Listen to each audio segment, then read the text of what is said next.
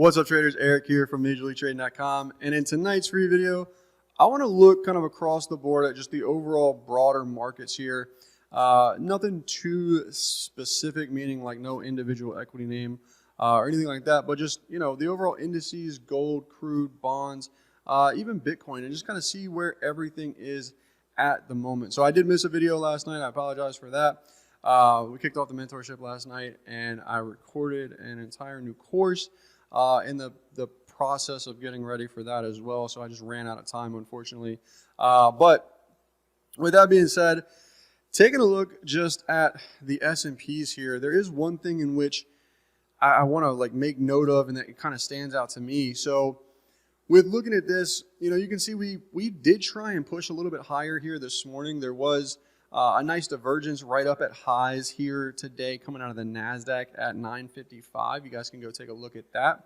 I'm going to start giving some time frames on those. You guys can start pulling those up on your own charts and kind of taking a look at them. I think that's going to be a little bit better from a visual and learning standpoint when it comes to the divergence specifically. But with that, we ultimately ended up getting a pretty decent move to the downside here. Total range on the day, 32 3/4 points for the S&Ps. And the biggest piece with this is that we actually, managed to rally it back and basically close unchanged, here on the day, which is a feat in and of itself, considering just how far extended we are on the daily chart. So when we look at the S&Ps and we look at this daily chart in the bottom right-hand corner, we've gone 2, 4, 5 days straight up, and then basically 3 days of sideways action here.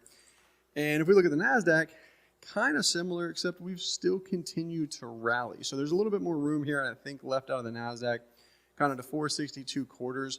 But we're getting in that area where this is a little bit frothy here, and I'm starting to really just kind of rein in any fresh longs here, any kind of extended names, which is pretty much everything, right? If we're talking, Apple, Microsoft, Nvidia is green today even.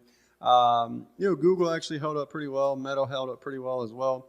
But there were a couple names that, did pick up some weakness here that I think are, kind of leading that start for the pullback. But again, I think there is maybe just one more push here before we kind of see that. And the biggest piece with this is that we've managed to get that pullback in the Russell already. Russell was down pretty decent today. I want to say this was over 1% here, 1740s to 1720s basically, so 20 couple points, on a $1,700, so 1.2%, give or take here, to the downside, 1.07 out of the IWM here. And I think with this, it's ultimately kind of a leader in what we're going to see from the rest of these indices here, and that's part of the thing in which I'm looking at, hey, maybe not the time to be adding some fresh longs up in this area. We can be patient for a pullback in here, allow this to go sideways. Obviously, we've been managed to catch a couple of decent trades this week, especially with Apple there. That one is kind of carrying the week so far.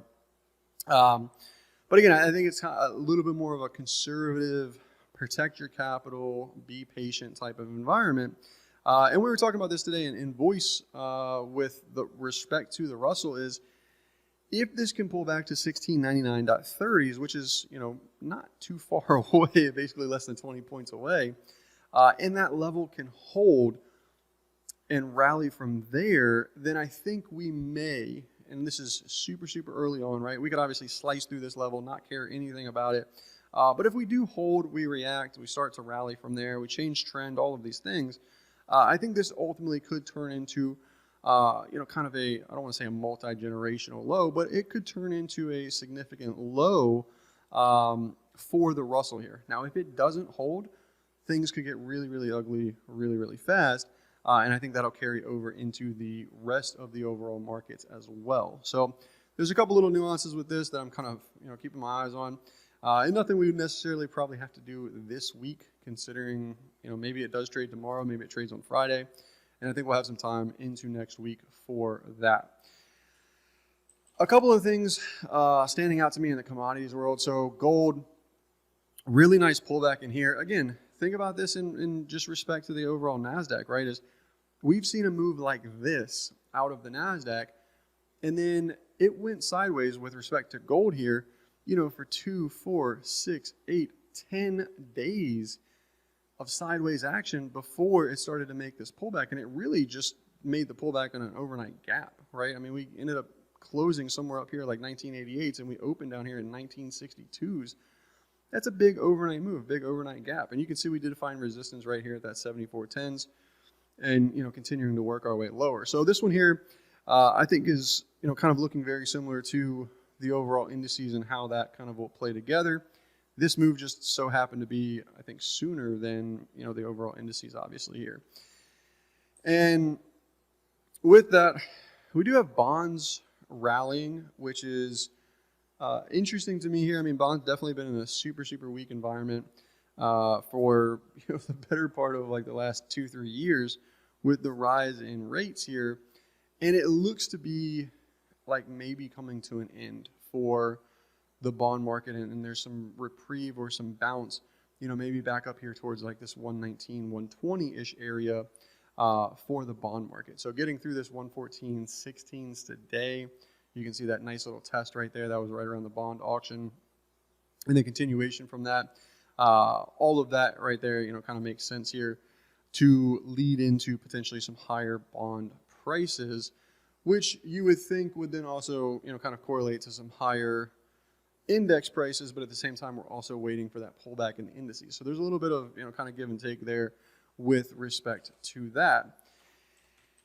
And then last but not least here is Bitcoin. So this move right now in Bitcoin, we've technically broken on the weekly chart, and anything basically up over 31,480s here, right around that 31.5 level, has been bullish. And again, it's done kind of the same thing as gold, and just in reverse, where we make a massive move and it just so happens to end up being in the overnight session, and we get a big gap, right? So it's tough now because we're starting to try and break out again here in Bitcoin, and I want to say that this ultimately ends up being some sort of trap, and maybe we can pull back towards like 32,000 and change, because this move right now just doesn't quite make sense to me, and I think it's a little bit trappy up here at highs with respect to all the other things that are happening, across the markets and gold and bonds and all those things. And sorry, this one is actually last but not least, is crude oil here. So crude oil has had a massive move to the downside over the past couple of days here.